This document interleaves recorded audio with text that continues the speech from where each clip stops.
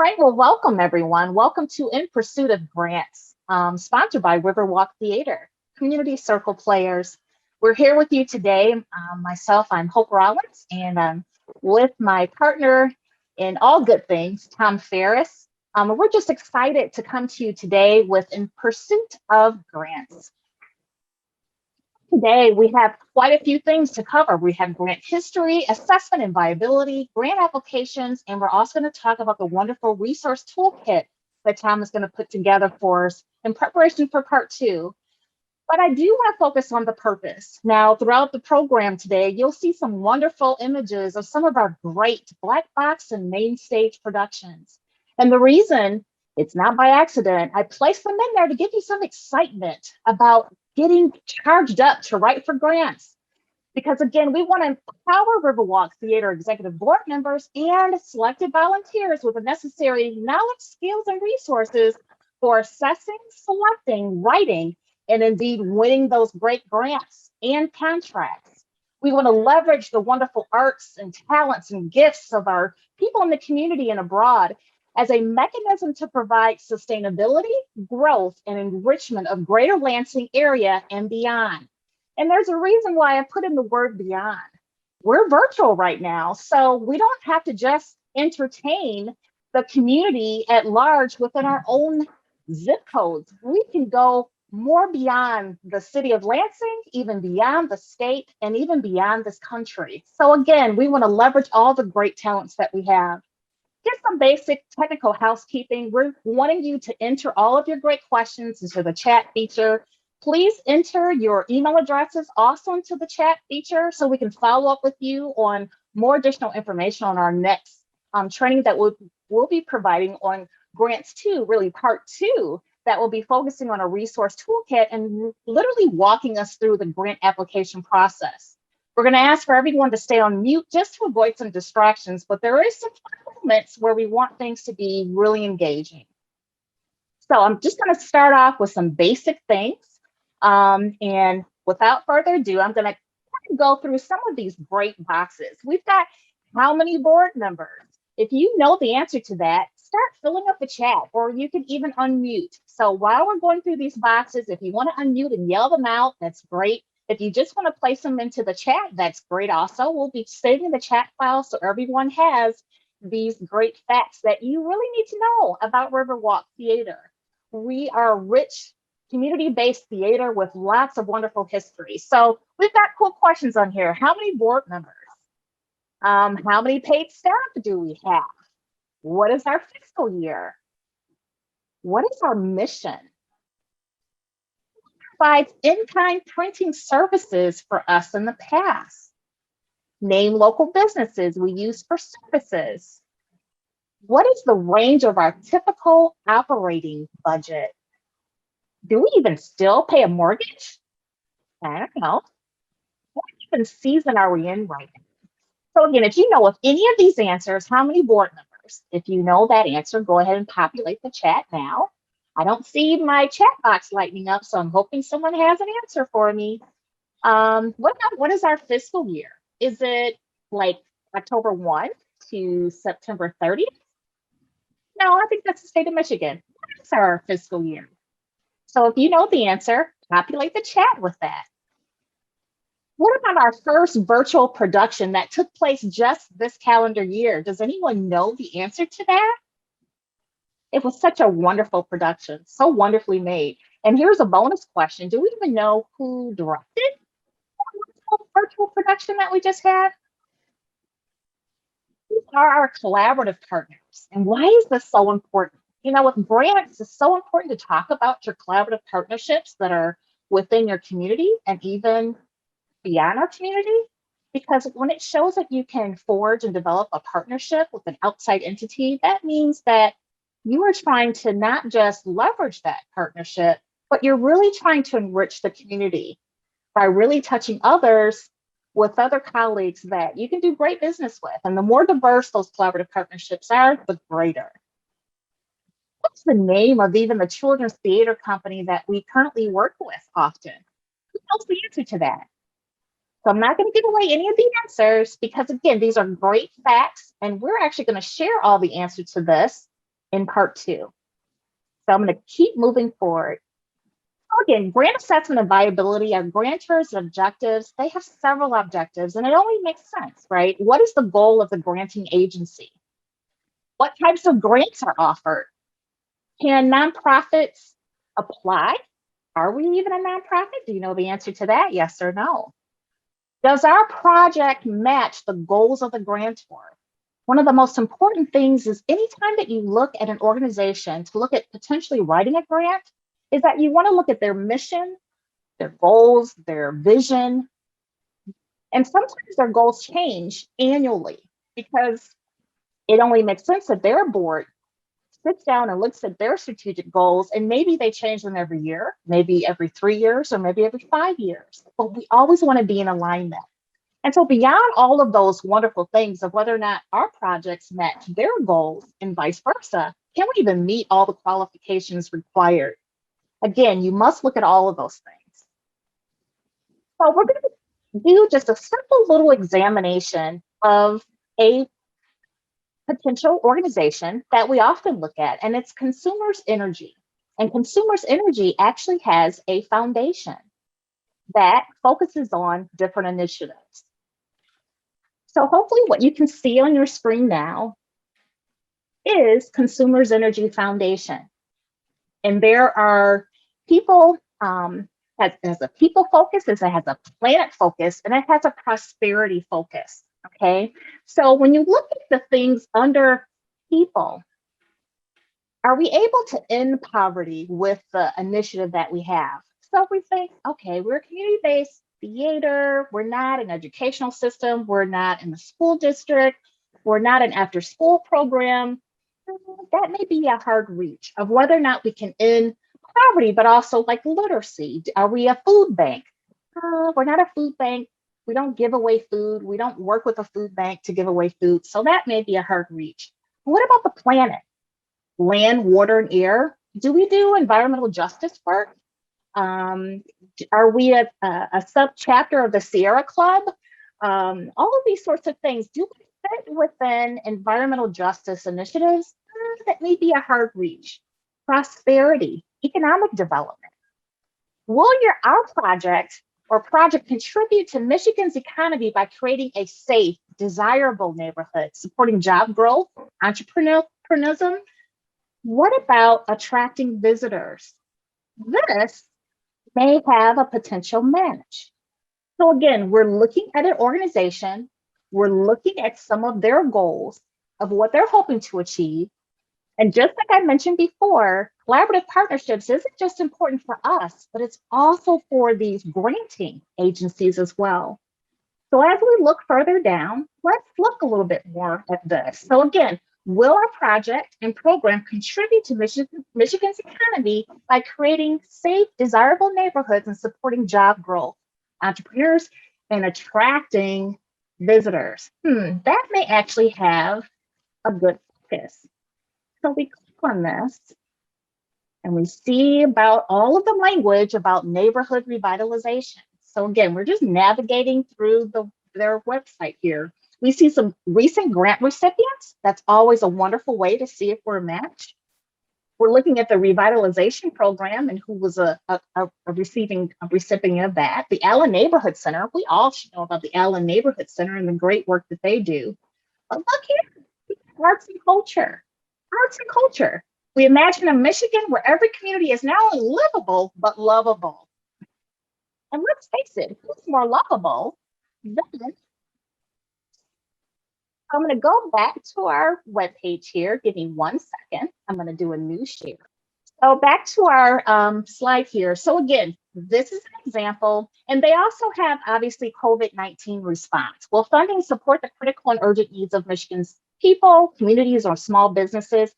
Currently right now, the theater is not like a location for vaccinations or COVID testing. But if we were to open up the theater, possibly, we could be asking for funding to do that, okay? So again, a lot of different things you need to look at while you're looking at a potential organization. But one of the key things is that you want to make sure you watch out for certain things. So we see our little guy there kind of looking over the edge to see what we need to stay clear of. We need to look at unmet eligibility requirements. If we're looking to fund an educational institution or a faith-based organization or a homeless shelter, we're not any of those. So we always need to look at our eligibility requirements. We are a nonprofit, community-based organization. Mission creep. Now, again, we should ideally know Riverwalks Theater's mission, but if we see where the organization that we're looking to receive funding for is so drastically different than what we want, we probably rethink that, or we need to dig deeper into reading things over. Okay. Deadlines that will inhibit the writing quality and securing the proper signatures. Now, I don't have a slide on this, but I will say there is a huge process of reviewing grants, and it's called the technical review. And the technical review pertains to number one, did you even meet the deadline? Number two, did you even have the necessary attachments? Did you even follow the instructions? Let's say you did all that great writing, you did all that wonderful budgeting, you submitted your audit reports, all this great, rich information, but then you forget to have it signed by your president or chair of the board, whoever's the authorizing signature for the organization. Without even having the grant review team read your great narrative that you've spent 48, 72 hours, 2 months writing, you don't pass the technical review. And what do? They do this. They just toss it out. They don't even pay it any mind because we've missed the technical review. That's by far the first step. You got to meet those prerequisites of even getting through the technical review. So before you start looking and getting excited about even writing anything, if you see a deadline that's less than 48 hours, and you know that Jeff Magnuson or whoever your chair is out of the town or out of the country, let's say it's post-COVID, and he's just gone, and there's not a secondary person, you may be kind of in bad luck. And for us, we actually have to get something agreed upon. We actually have to have an electronic vote, since we're all virtual right now, to even allow us to submit it. So before you're rushing around trying to meet a deadline that you know you're not going to meet, kind of take a deep breath, breathe in, breathe out, mindfulness breathing, and say, you know what, I'm going to pass on this, but I'm going to be ready the next cycle when it comes up. So always look at your deadlines, because you don't want anything to inhibit your great narratives that you're going to be writing or your budgeting. So again, all of that's important, but even as much as important is the possible deliverables. If it's looking for reports that are required every single month or every 3 weeks, is it even worth it? Are they looking for deliverables, especially if it's a 3-year or 2-year grant cycle, and they're looking for reports on a regular ongoing basis, and you don't even have the capacity, not just within yourself as the grant writer, but your grant team, your finance team, to even keep up with the deliverables? Or can we really promise this? Then again, you need to question whether or not you should be writing it in the first place. Funding range or cap that will not support the initiative or project. I can't tell you how many times in my career even, and what I do working for a nonprofit, you don't want to underestimate the value of the services that you provide for a community. You never want to underestimate that. You have to think about your overhead costs. You have to think about salaries. You've got to think about your operational costs, your utilities. All of those things get rolled into your budget when you're submitting for a grant opportunity.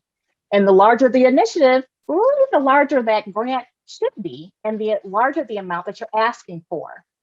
But the less that you downgrade that, what you're really saying is that I'm going to say I'm giving you all of this great 5-course meal, but I can really only afford to give you the little bitty hors d'oeuvre with the pig in the blanket. Don't underestimate, don't undervalue the work that you put forth. If the grant funding is not there, you either write for something smaller to match the funding, or you look for a grant opportunity that's going to cover those operational or capital improvement, whatever the grant is going to be funding. But those things always need to be balanced. So you need to look critically at what you're asking for. And lastly, and there's many other things to watch out for, but the other thing that I see oftentimes is people applying for the same grant with the exact same narrative that they wrote 2 years ago. And sure enough, it may indeed be the same grant review team that's reading that same poorly written narrative of the grant that you were once rejected on. Rewrite the narrative. You have to rewrite it, okay? Now, this slide has a lot of information. I may skim over this a little bit because we want to allow time for time to kind of dig into the good stuff of this discussion today. But these are things that you want to make sure you do. You want to make sure, as I stated, eligibility requirements and are fit with those eligibility requirements. Deadlines, got to watch the deadlines. Funding range and cap, I've already talked about that. Read the entire application. One of the things I always love to do with a new grant opportunity is that I'll read the eligibility, I'll look at the funding, I'll look at the deadline. I read those three things first. And then what do? I actually go to the very end. And you want to know what's good at the very end of a grant application is the evaluation and the scoring, because that is what will energize me of what I need to spend the most time doing. If they're saying 40 points just on the budget alone, I know I'm going to be sitting with the finance team to make sure that what I'm projecting as the project is even viable. If it's 60 points just for the narrative of our approach or how we're leveraging our collaborative partnerships, I'm going to spend a lot of time working on that. I may even choose to find an additional new partner for a special initiative that I'm working on. So again, look at your evaluation, look at how they score it, and write to meet what they're looking for. Because again, if you're writing what my mother, who has passed now, but was an old English teacher in the Detroit public school system for over 33 years, she said, honey, don't ever write peanut butter, because you don't want to give them spread with a bunch of mess. You want to be succinct and specific and write to what people are looking for. If you write a whole bunch of other stuff, it's going to be like that little piece of paper I just threw out. You want to pass the technical review and the actual grant review moment. Writing about successful partnerships, I've already talked about how important that is. You do want to get electronic vote for the Riverwalk Theater. We require electronic vote to submit a grant. So you want to get the go green from the board that's looking to vote on that. You want to check your budget numbers. Have someone from the finance team. We have a great, awesome finance team. Leverage that skill set. Ask for 2 volunteers to look over the budget of what you're writing and submitting. Have a second reviewer of your narrative. It doesn't necessarily have to be someone from the finance team that reviews it. And you don't have to always call Tom. You can ask another board member or another volunteer that's strong in writing or copy editing to have them review your narrative. Again, that's so helpful. Participate in the bidders team Zoom calls. What this is that there's always an opportunity, typically for a program officer, to allow you time to submit questions back to the granting agency. And that allows you to ask questions like, is this allowable cost if we add this in? Is this allowable for me to do this? Is this my understanding of section A 1.5? Those are your opportunities to ask, and they give you a small window to submit the questions. But in addition to that, what they do is send out responses to all the questions. And by looking at all the questions that are submitted, you kind of get a sense of who else is going to be bidding on something. That's more of the email sort of process of how they do it. Another way that you can be involved are what's called bidders conference calls or Teams calls, where you're actually able to not be heard or seen, so they'll know who's out there, but you will literally see the review team talk about all of the applications. They'll talk about what it's strong in, what are the weak points, and how that's like candy in your candy store, is that you're able to bring in all of that goodness and all of that good intel to help you write the next one, or even know what you need to focus on for the one that you're writing right at that moment. So being a participant in those bidders calls is so important. And the other good thing is that they see the organization that you're coming from. So if they see Riverwalk and Tom Ferris and Hope Rollins in those calls at every given moment, they're like, you know what, they care about their grant. They care about their viability. They care about their programming. And that's important for us to win the grant. Okay, so confirm you have secured all your attachments. I've already talked about the importance of a technical review, and ensure we meet report and final deliverables on time. Talked about that. And review your scores and narratives that pertain to rejections. Rejection is actually good information. Okay, so again, just so important. And before I even rattle on more, I'm going to introduce you now to the wonderful Tom Ferris. It's all yours, Tom. Thanks, Hope. I want to underscore a couple of things that Hope said. Why do companies even offer money in grants? That's got to be a key question behind what we're talking about here. They don't do it because they just like to give away money. They do it because they want to accomplish something too. And so when we apply for a grant, we're applying for a quid pro quo here, where we'll do something for them if they'll do something for us. What will we do for them? That's when we look at what their objectives are. What do they want to accomplish? And how is what we're doing going to help them accomplish that? And then, of course, when we do have the project, you've seen on our programs and you've seen on our website and Facebook page that we say we're sponsored by. We are thanks to a gift from, those kinds of things. So we let the public know that this organization that is giving us this money is doing it because they care about the public and they care about what they want to have happen. So that's an important thing to keep in mind. And that goes to the second point I want to make, which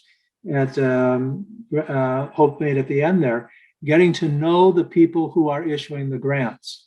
When you call and ask them a question about the grant and the requirements, that lets them know that you are serious about it, and you get to know who they are too, and they get to know who you are.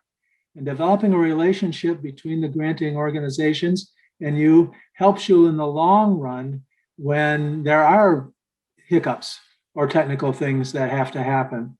A couple of times in the final report that I've made on grants, I've missed something. And rather than say, oh, you failed to do what you had to do for the grant, so therefore you have to give all the money back. No, they give us a call. They say, you need to put this in your final report. It's not there. And so they give us the benefit of that. We get a chance to fix it, which we do. And then therefore we get to keep the money that we have because the project's all over at that point. So that's why it's important to develop a relationship with the grantors as well as with the other folks that are helping develop the grant too. Get to know them, and they will get to know you. And that's very important to what we're doing. I'm going to go back and now go over some of the history for that. We have applied for many, many grants to the Michigan Council for Macaca. They hate that name, by the way. Don't ever call them Macaca. Michigan Council for Arts and Community Affairs, the MCACA grants. These are not only funded by state of Michigan, they also are funded by the National Endowment for the Arts also. And so it's a twofer when we get one of these grants. They offer grants in several different areas: operational support, project support, and capital improvement. It's one of the few granting agencies that covers all three bases for grants. Operational support says that we recognize you've got an organization you need to operate. There are program costs and there are administrative costs. And so they'll offer grants and operational support. Project support, if you want to, sometimes organizations have to want to do a particular project. For our plays, for example, each play is a project. If they only give grants for projects and you haven't got the background information and the background money to run the organization, sometimes it causes a problem. So that's why they offer operational support and project support. And then finally, capital improvement. This is a limited area in grant writing, capital improvement. Many organizations won't allow you to upgrade your facilities. And so they don't do capital improvement. But MCACA does offer capital improvement grants so that you can buy new lighting fixtures. We can buy sound equipment, and we have done this in the past. One of the things about capital improvement, though, is that they ask to have matches on that. So if they award us $20,000 in capital improvement, as they did recently for upgrading our lighting and sound systems, we have to show that we have $20,000 to match that and go for that. So they, like MCACA, looks at the whole organization and sees that there are three basic areas that need support, and they provide support in all those areas. The caveat to that is if you apply for operational support you cannot apply for project support that year. And if you apply for capital improvement, you can't apply for operational support that year. So they look at the whole organization, but they also want to see growth in sustainability in what happens there. The grant cycle for our MCACA starts with the state fiscal year, starts October 1st and ends September 30. And then there are some mini projects that come up, and those are done twice a year. And the first round are due June 1st, and the second round are due February 1st. The grants for the operational support, project support, and capital improvement are all due June 1st. So I'm right now in the process, and we would like to use this training as a way of getting others involved in writing the next grant for MCACA. And I've already gone to the grant site and have indicated that we're going to write it for operational support for this. For lots of reasons. So we'll go on to the next one. We'll see some of the history of what we've had here. You can see here that we've had a number of different sources for grants. MCACA there shows up 5 times there. And in fact, we got an emergency one for them this past spring. They saw the code was hitting organizations, and they said, okay, we'll give you these smaller grants to help you get through this. And we got $3,000 from them for that. But you see, operational support have been the last 4 that we've gone for them, because they're one of the few agencies that offer operational support. And we'll go for project support to other groups that helps us there. The Muriel Foundation gave us a special grant for us to move the costume shop.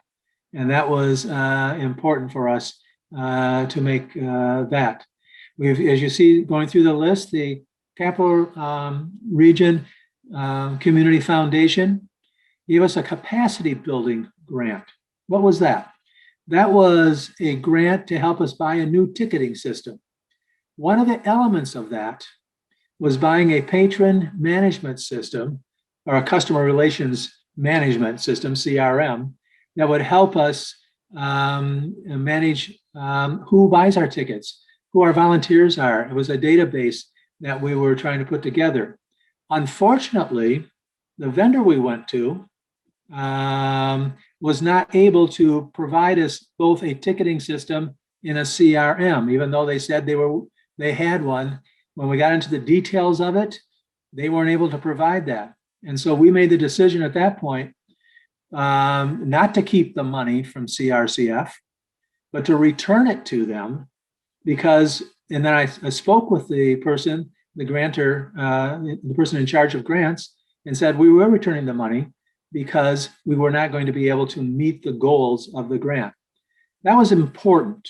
Rather than try to go forward and just get the ticketing system and move forward, I knew that we depend on CRCF for grants for a number of different things. We've received probably a half dozen grants for them over the past 15 years.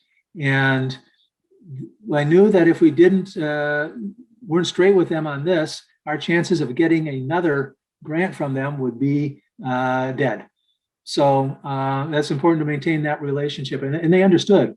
They tried to get us to keep the money and continue to try to get a CRCM out of other vendors. But given the timeline that was involved, I knew that was going to be difficult for our organization to do. And I said, I'd rather give you back the money and then make another application when we see what's going to happen. And they agreed that's probably the best move to make. So the Lansing Economic Development Corporation, which is also LEAP that you see down at the bottom, gave us several grants for things. The most recent one was due to COVID. They helped us with making some, being able to pay our overhead costs when they knew that we weren't going to get money from ticket sales. So you see, we've got a number of different agencies. One of the goals we need to do as a committee is to look at granting agencies, look at their goals, and see where we might be able to find something to happen. I just noticed in the Pope's presentation, which I hadn't noticed before, that we might be able to go for a project grant to support one of the plays in the upcoming season or upcoming things that we're looking at this point. Timeline is always an issue there because right now they're offering grants for things to happen in the next quarter. And so you can't say, oh, we got something coming up next month. Let's go ahead and get a grant for it. It doesn't work that way. Maybe we can get a sponsorship, but the grants don't work that way. Here are the various folks that we received grants from in the past. The MCACA, LEAP, Consumers Energy, Capital Region Community Foundation, Granger Foundation, IBM, Ingham County. Ingham County wants to bring visitors to Ingham County, and so they give grants to show how you are publicizing what you're doing so that you can bring additional people into Ingham County. And then they ask, how many additional people did you bring into Ingham County? That's a tough thing because in the report, they're saying, okay, how many people from outside Ingham County did you bring in? And without that CRM that we had, it was difficult for us to say, well, we think we brought in this many people, but we don't know for sure. So we haven't applied for that grant in the last 3 years because we haven't got the demographics that's going to help us write the report. That's why that CRM is so important to us, so we can do that. Jackson National Life, which is now known as Jackson, is another group. And over the years, they've changed their goals. And so we have to, and their mission, so we have to really watch that. Same for the Rotary Foundation, the Mario Foundation, the Joe D. Pentecost Foundation, important, and the Small Business Association. All of these indicate that the more connected we are within the community, the better off we're going to be to go to some of these organizations. Irv Nichols, very important to us in the theater. And you may not know Irv Nichols, but he was one of the original founders of Impression 5 and actually gave the first lease to Riverwalk Theater when for $1 a year. I took him $1 when we moved and said that'll pay for the first year of our lease on that. But he's also a member of Rotary. And he's been instrumental in getting several Rotary. You notice our main stage is called the Rotary Foundation stage. And so we are, that's what's involved there. Jody Pentecost is also an important group. They bought our electronic sign for us because we were able to make a connection there. And they bought it because we were connected with Impression 5, which shares our sign. And Jody Pentecost has got a mission to help kids. So Impression 5 Museum and the fact that we do children's shows was important to them. And that's why we had the sign there. Now, grants have, as Hope has pointed out, have various things that you have to do to put them in place. Most of them require a narrative. What are you going to do? Why you want this money? And how does that money fit their mission? You also have to have financials. And I was on a Zoom call with grantors who offer grants.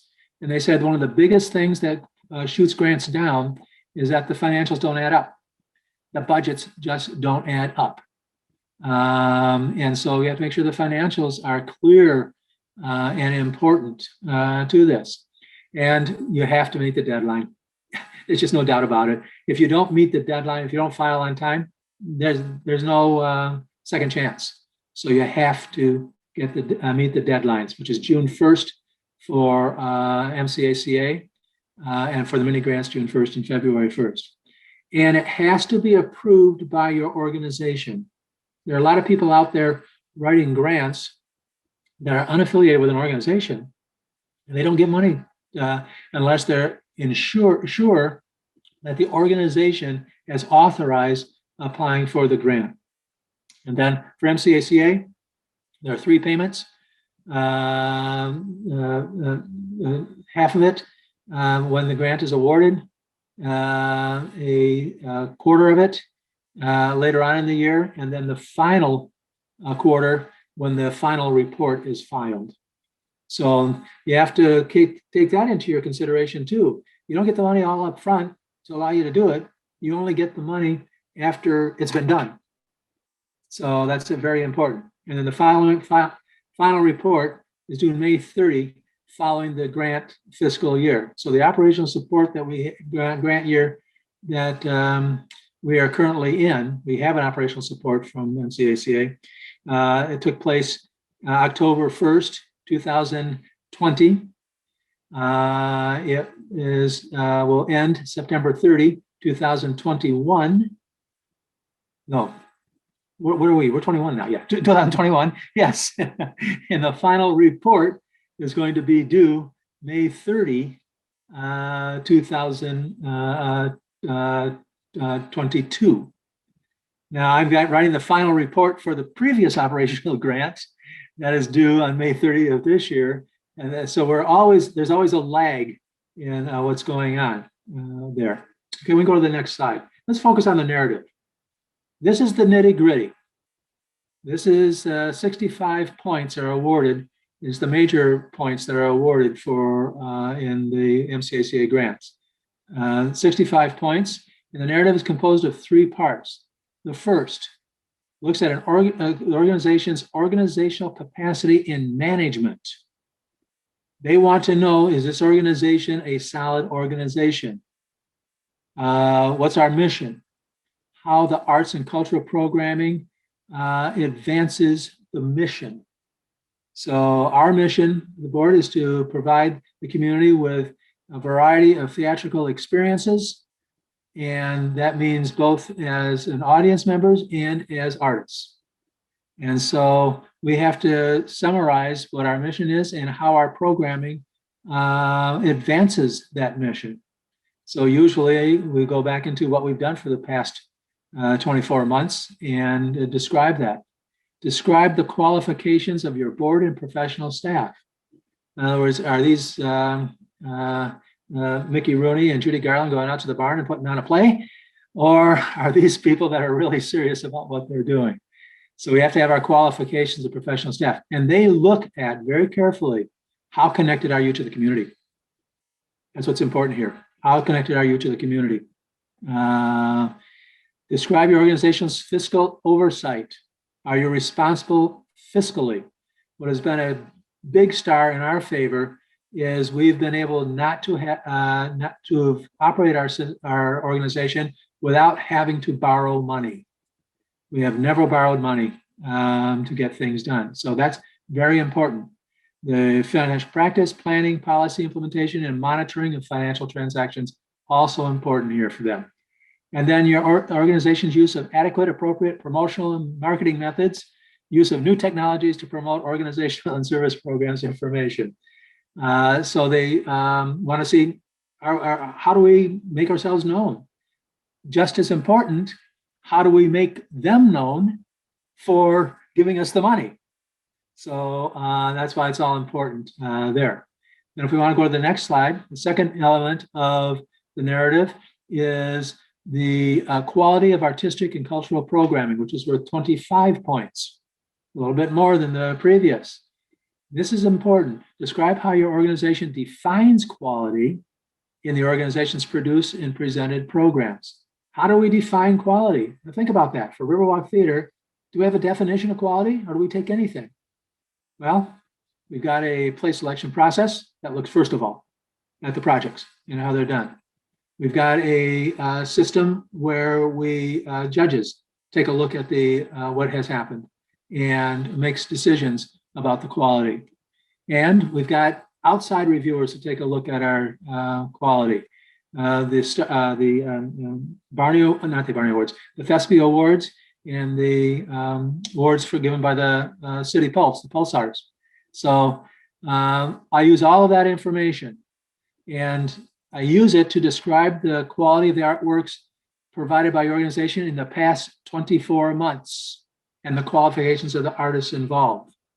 So I point to myself, if I've directed a play during that time, I let people know I've got a degree in a master's degree in theater. And I let them know the quality of the productions we've done in the past and what the people have done. And so I list the directors that we've got intended. This is going to be somewhat difficult for this upcoming year because we don't know exactly what we're going to do yet because of COVID.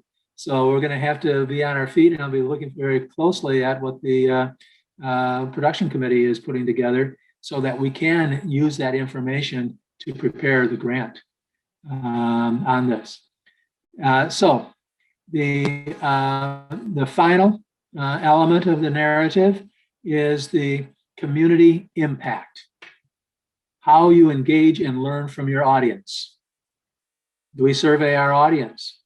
Do we take the narratives that we get back from our audience, the reviews and such? How do we engage and learn from your artists? Again, how do we use what they have experienced in our theater to help us? How we reach a broader community or specifically targeted audience with programs, including efforts to increase accessibility. The fact that we've got a hearing system in our theater is very important that we have for that. That we have handicapped seating. By the way, we have to show a demonstration that we are ADA accessible in our programming too. And then how do we use what we learn from others to develop our programming? That's all important here to do it. You can tell this is really difficult information, difficult to gather, but it's so important that we have it so that we can help help us be more successful in the future. That's why I was so adamant about that CRM when we tried to get that. And now we have various ways of gathering the information, but it's not as strong as I think we could be in terms of having this done. If you score 90% or above with your application, you get funded. The higher the score, the higher the funding. We can apply for $25,000. You've seen from the previous slide, we've varied between $15,000 to $18,000 on that, and that's because we've scored generally 92 to 95%. We've never scored 100% on this. I don't know if anybody's scored 100%, but we've never scored 100%. But we've always come in the mid 90s, and that's been very helpful on this. My goal is to try to get it higher as much as we can to get that. In order to gather all that kind of information that I mentioned just in the narrative, we have various things that we use. We've got our audit report, and we use that with our profit and loss statements to put together the financial picture of our organization. There's a process from Data Arts, a process that takes that information from our audit and from our profit and loss statements and develops a well-rounded picture. And that's something that's required by MCACA, the Data Arts statement. You see that under financials there. We also try to gather information from Americans for the Arts, which talks about how arts organizations have an economic impact on the area, and put that information in too. And I'm a member of American for the Arts, so that I can get their reports and help it in our place. We also need demographics. What is our community? And how is the community involved? And that's important for us, both on who shows up at our theater, but what is the potential in our community? And for that, you need census information that I get on a dated basis every 3 years or so various government organizations provide different kinds of census. I use the Tri-County area primarily for our theater. Then we have to show our metrics.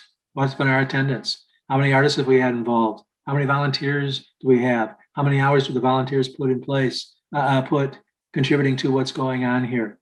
And how have we been awarded grants in the past? We look at those to see, okay, what do we say right? And what do we want to say again? Do that. Who do we collaborate with? We need our board of directors, their names and their community involvement on that. That's an upgraded list. After the election every year, that should be updated. So we have that. We need all of our boilerplate language, that is our name of our organization, who the project manager is going to be, who the authorizing official is going to be. And generally, Mike Syracuse is our project manager, even though he doesn't manage much of the project, he just manages our office. Just manages our office. But we also need our who we do business as, our DUNS statement, our DUNS number, the year we're established, our address, our phone, all that kind of information to establish that we are an organization. And then the authorization. We have to show that the board voted on such and such a date to submit the grant. And then Jeff or the president signs that on behalf of the organization. And the president can't be the project manager. It's got to be the authorizing agent that can hold the project manager accountable. So those are the kinds of things now that we're looking forward in part two as we start to look at the MCACA grant as one of the grants, is starting to gather all of this information and putting it in one place. Michelle is helping us put that in one common folder that people who are working on grants can all access so that we can use this language. Well, we use it over and over again for every grant that we do, and can then access that language, pull what we need to fill out the grant applications. Most of the grants have to be filled out via an in-house grant system that the grantor has put in place. MCACA uses something called Smart Simple. And I'll tell you right now, it's not very simple. And you got to be very smart because it's not intuitive at all to get through it. But that's their system. Consumers has their own system you have to apply. CRCF, you have to go electronically. Everything's got to be applied electronically these days. You have to do it that way to get this in. And so as we start taking a look at it, as I've already been into Smart Simple and indicated we're going to apply for a operational grant. Now I'm filling out the organization profile, which is leftover information that they gather. Got to update the board of directors list. Got to update the financials. Got to update various things that they already have in place, so that we can then begin the process of writing the narrative and writing all the other kinds of things that we need to put in place. That is where we'd like to head from here. I want to thank you for attending this session. I want to reach out to you for your help in doing this, and that's going to be sort of guided help if you're interested in going through the steps on this grant, is maybe calling on you to pull some of this information, gather some of the things. For example, the show data. Mike keeps individual show reports. Now, when you take all those individual show reports and aggregate them so that we can tell the grantor how many tickets we sold. And this is going to be interesting for this past year to figure out how we're going to do that. Now, past year, because we're on a fiscal year that goes from July 1 to June 30, I'm going to be using July 1, 2019 through June 30, 2020 to write the operational grant for fiscal year 2022, state fiscal year 2022. So that's the information we've got to gather from what happened June 1, I'm sorry, Yes. June 1, 2019 through, I'm sorry, July 1, 2013 through 19 through June 30, 2020. Now you recall, 2020 ended with one performance of the Monopoly. I'm forgetting the name of the production right now, but the Monopoly production, America Niece's production of that. So that's going to be an interesting thing that we're going to have to pull that information and see what we can say about that. And then the next year, we're going to have to say, this is what we did for the COVID year. We got all the experiences, beginning with that outdoor experience in September, the outdoor concert, all the virtual plays that we did beginning in October, I think with Jane Fallion's The Bath School story, and all the way through the Doll's House of last month and through Working coming up. So it's going to be an interesting experience to write this grant. It's going to be a little bit different, but it's a good one to learn with and see what we can do. So we look forward to working with more folks to prepare this so that there isn't just one person who knows this stuff. Because if I'm unable to get my second shot, I've already had it. But if something should happen, we need somebody to take over. Because the granting agencies don't say, "Oh, sorry, you lost your grant writer." Yeah, sorry, we won't give you additional time. You still have the same time to get it done. So that concludes our presentation for right now. Stay tuned for part 2. And if you are interested, you see our emails here at the last. Please email us and let us know how you would like to be involved in the grant application process. Whether that's gathering information, consolidating information, writing narratives, writing elements of it. Let us know how whether it's looking for grants and finding out whether or not there's a goal that they have as an organization that we might reach for something. We have needs for both capital needs, make improvements in our building, which is 30 years old. We just had some major furnace issues, and now the fire sprinkler system's got some major issues. It has to be replaced for safety. We've got project needs. We always need people to help subsidize our projects, and we got operational needs. We're lucky to have our own building, but we have with our own building overhead that has to take place.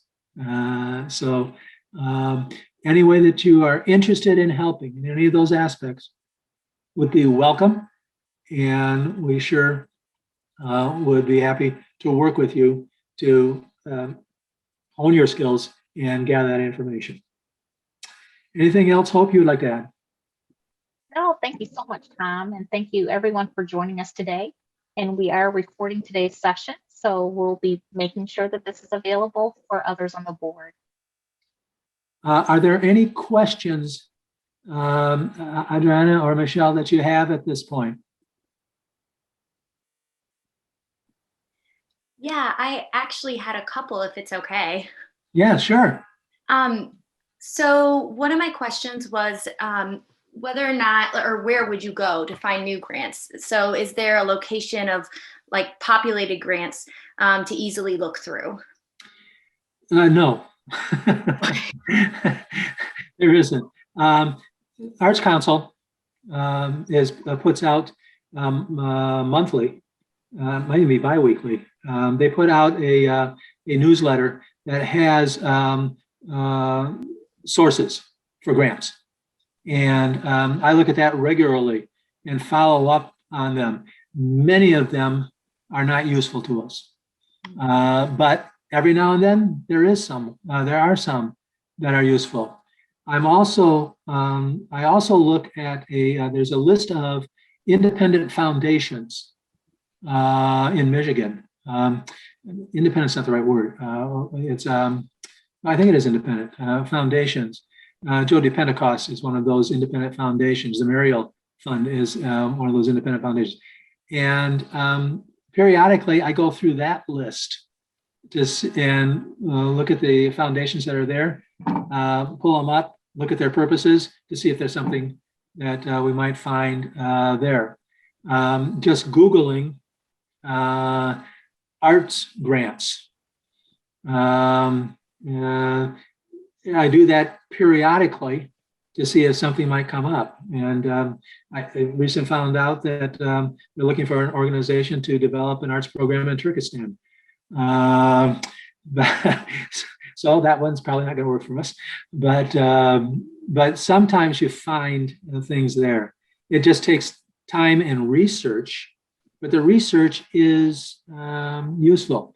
The other thing is working with the board to see what kinds of the needs the theater has to know to whom we could go for additional grants. For example, the last capital campaign that we had, which was to replace the roof and the furnace on the roof, was set as a goal, and we used that as the reason to start a capital campaign and go for grants to support that. So, and we probably still need a capital campaign because our building is 33 years old now, and there are various things around the building to happen. So a discussion of that and getting that off and running would be important. And then looking and trying to find the few people that might help us, looking to the people who have contributed in the past and see if they going back to Rotary, going back to Ranger Foundation and those folks.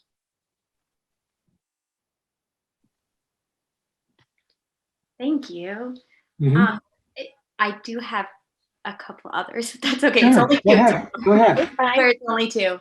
The other one was whether or not you use previous grants as a foundation on writing new ones. So do you kind of use that previous one to set, kind of the tone and then change it up depending on what the scores are for the grant? Yes, absolutely. Absolutely. I've got the narratives from all those operational grants. And if you look at those narratives, you'll see that they are very similar in tone because we've used them successfully. So they're very similar in tone. And I don't start from starting all over again. Partly from fear. Am I going to screw it up the next time? But partly also because we have been successful. So yeah, we aren't starting from square one. We do have all that information from the past. The same with the data arts summation and how we use the budget and how we put that money into the system. I make notes in the system itself that says I combined accounts this, and this to come up with this answer. And so, yeah, we do have the past grants are a stepping stone to the next grant. Awesome. Okay. And then my last question was whether or not the grant writing process, if you guys divvy it up between individuals or if it can be at all, or if really one person should kind of take on the entire grant, or what can that look like?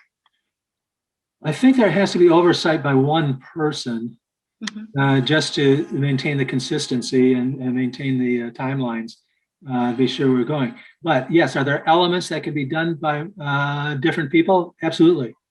Absolutely. Like I said, the application itself has got a whole section on the budget and the profile of the organization. That can be done by somebody independent of the person writing the narrative, actually. Or in the various sections of the narrative could actually be done by different folks too. The section on the community involvement could be done separate from the person that's talking about quality, that kind of thing. So yes. Now, Right. That being said, one person, or actually more than one person, but there has to be one person. People have to look at the whole picture ultimately also, just to maintain that consistency of form and tone Right. that we have. One voice. Yes. The one at that Zoom call I was on that the grantors were talking about the pitfalls. One of the pitfalls is they can always tell when a application is written by a committee because they have a different tone in what they write, and they talk about things, and sometimes they're even inconsistent from one section to the next. And so that would be, even though we could have people and would welcome people to write different sections of it, it still has to be seen for overall tone and such to be sure that we don't have those internal conflicts and we don't have, and that we have a unified perspective.